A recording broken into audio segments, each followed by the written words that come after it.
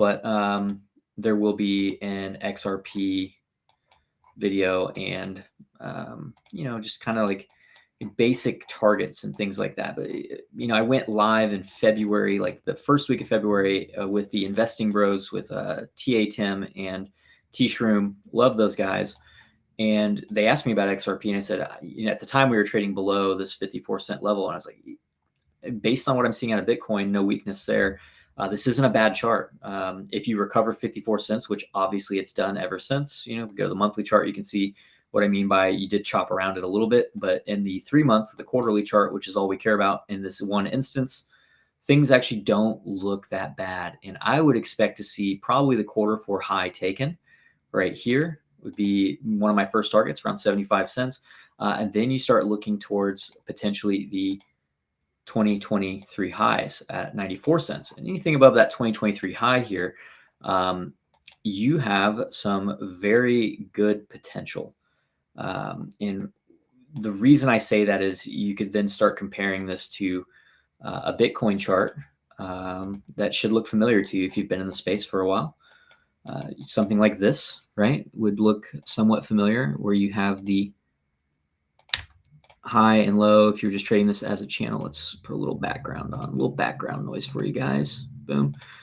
Something like this. You can go down to like a daily chart and you can kind of see, a nice channel, right? Very nice accumulation channel before blast off. XRP, not saying it's doing the same thing, but this is something I brought up back in 2021 when we were looking for 29 cents. And I put that video is very public. It's still out there. It was 5 parts and they were all uploaded to TikTok. You have a very similar look to your chart right now in terms of what you're looking to do. And you can see that the EQ here lines up nicely with the key level we're looking at on the high time frames. You start clearing these highs and there's nothing between you and the high of the range, again, around $1.93. And then the question becomes, will this try to make a new all-time high? Obviously the 2017 high is in your way at 247, but after that, why wouldn't you? Are there any patterns potentially that could play out in that instance? There are, and I plan on covering those a little more in depth in like an actual video. But to put things in perspective, what we just talked about with Bitcoin, right? So nice little accumulation range. You have the higher low. Accumulation range, a little bit deeper of a low here, but obviously another higher low. Comes back to the top side before breaking out, and it's a multi-year range at that point. I don't think this one's going to run like the Bitcoin chart and do 20x's, 30x's, things like that. But a re-challenge of this region of the chart would be in play if we're living above 54 cents and you start seeing 75 cents gets taken out. And I don't mean wicked above an SFP'd, I mean claimed, and you're starting to put market structure in and build on top of that. You are starting to look at this as potentially a break back to the range highs. And then you have to ask yourself, is this chart really bearish? I've got a low, I've got a higher low, a higher low, more higher lows. And now we're back at the range highs. And this is actually starting to look more like an ascending triangle rather than, a symmetrical triangle, or a lot of people are calling it a descending triangle, right? I think that patterns can be very useful. I also think that they can be completely subjective and worthless. Not to be rude, but it's very true. And I've been looking at both of these potentials for this asset, both a Gartley and a Crab. I know XRP Hank in the chat is going to be very interested in that based on his name alone. But you'd be looking for something like this. This would imply no new all-time high, where you could even end up back at something like this, where you're basically at the all-time high.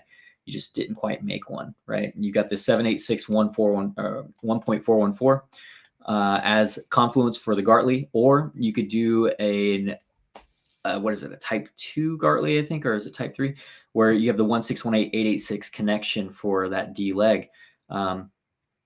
That would be really shitty to do to the investors and not give them an all-time high. But I have to favor that if that move took place and you were in this multi-year range, and that's only if it took place. Like, you've still got a lot of ground to make up here. You really need to be living above that 95 cent previous year high. to even consider the move up into this region to have that happen, but if a multi-year range like this broke out, to me, if the whole market's making all-time highs, if this truly is not a dead project, you would be looking for probably something a little more expansive, and that would probably be like a crab pattern, which this looks really, really ridiculous, like how tall it is, but it's like $5. And that would be, to me, like the out-of-pocket targets for this asset. And that is insane targets to me, because the market cap of this thing would have to be huge. However, if that doesn't happen, guys, if XRP doesn't do any of those things and it just stays down here while the rest of the market continues to rip, holy shit, and you're holding this, like, get out. Just get out. Quit torturing yourself. The thing is, you're missing out on multiple bull runs. Waiting on XRP is not the answer, in my opinion. Not financial advice. Do whatever you want, I guess. But at that point, it's like, oh man, how much punishment can you take? So I guess I said I wasn't going to cover XRP, but we kind of did. I did want to cover an altcoin, but it is something I do want to make a separate video on. Kind of pander to the XRP community a little bit, because every bull run, I do this to you guys. So XRP got me into the space. I bought at 3 cents and rode it all the way to the all-time high and didn't sell till it was back down in like the dollar range. So I did something that, what was it, 2020, I put out a video. It was XRP to 86 cents was my target. I think we hit pretty close to that. We got very, very close, if I recall. Yeah, it was 80 cents essentially. And then after that, I was looking for like $2, and I think we hit 196 at the top of this channel. And then I started looking for $1.35 to 39 here. And that's when I said that if you hit this area and it ends up being a bearish reaction, because it was the gold pocket and a few other things, I would be looking for 29 cents, which was just a naked point of control from down here in this whole consolidation. And you got 29 cents on the dollar. That was actually a really good trade for me. Traded it up to the quarterly levels, and now you're looking to see this thing continue. And it is on a reversal trend. There is a pattern at play here that did lead to the reversal, just so you guys know. That's what aided in the 29 cent target and call.